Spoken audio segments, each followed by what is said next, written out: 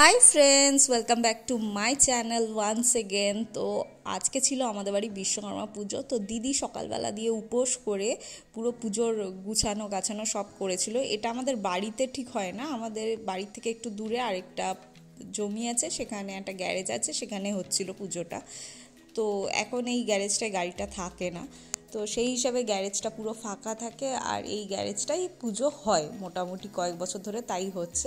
আমার শরীরটা খুব ভালো নেই, তো আমি খুব একটা অংশগ্রহণ করতে পারিনি পুজোতে। তো দিদি করেছিল, বাড়ির সবাই মিলে খুব সুন্দরভাবে পুজো হয়েছিল। তো এখানে বানিও পুজোতে অংশগ্রহণ করা ওরকম শুনলে তো তাহলে দিতে হবে না। আরে অত দূর থেকে শুনলে তো ওখানেই পড়বে না। ওই আতপ চাল বললাম কোথায় আছে বলে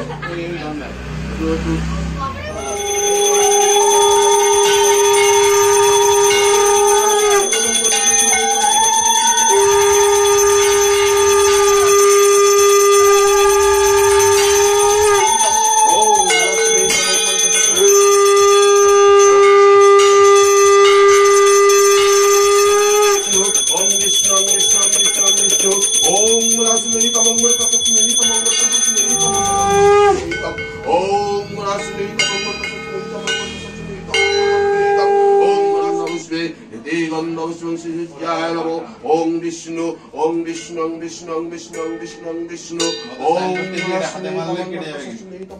পুজো শুরু হয়ে গেছে তো বুঝতেই পারছো। আর পুজোতে বাবা ওই ধুনুচি দিচ্ছে, জিজুও ধুনুচি দিচ্ছে, শঙ্খ বাজাচ্ছে।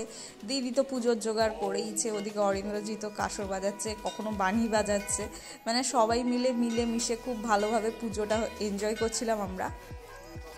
এখন তো কয়েক বছর ধরে পুজো খুবই ছোট হয়ে গেছে। আগে পুজোটা হতো সকাল থেকে শুরু, টিফিন, দুপুরের খাওয়া, ফল প্রসাদ, তারপরে প্রচুর লোকজন আসতো, বিকেলের টিফিন, রাতের খাওয়ার, মানে সবটা আয়োজন হতো বাড়িতে। বেশ বড় করে পুজো হতো, ধুমধাম করে।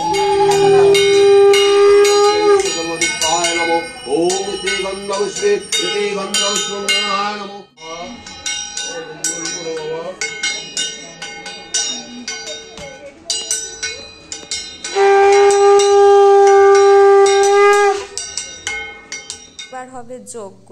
আর আগে আমাদের প্রচুর বন্ধু বান্ধব, স্যার ম্যাম যারা পড়াতেন তারাও আসতো আমাদের বাড়িতে, মানে সারা দিনটা পুরো জমে যেত।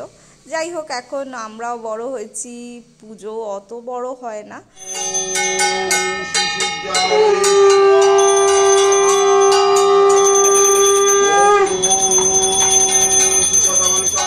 আমি এসে একটু টিফিন করে নিয়েছিলাম, লুচি ছোলার ডাল দিয়ে।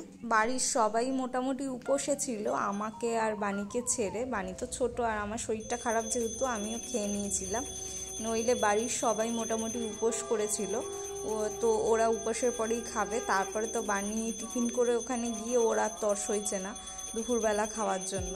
তো দুপুরবেলা তেমন বেশি কিছু আয়োজন হয়নি, দুপুরবেলাটা বেসিক্যালি ননভেজই হয়, সেটার জন্যই ওর মেন আকর্ষণ ছিল অত।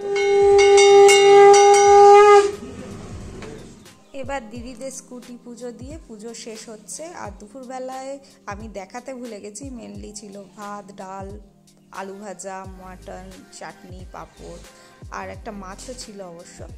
আর বিকেলবেলা মাসির ছেলে এসেছিলো, ওর সাথে বানিয়ে গিয়েছিল ছাদে একটু ঘুড়ি উড়াতে। তো বিশ্বকর্মা পুজোয় ঘুড়ি উড়ানো তো মাস্ট। আর এবারে একটা মিষ্টি প্যাকেট হয়েছিল, যেটা তোমাদের সাথে শেয়ার করে দিচ্ছি। আর আজকে ব্লগটা এখানেই শেয়ার করছি, দেখা হবে তোমাদের সাথে নতুন কোনো ব্লগে।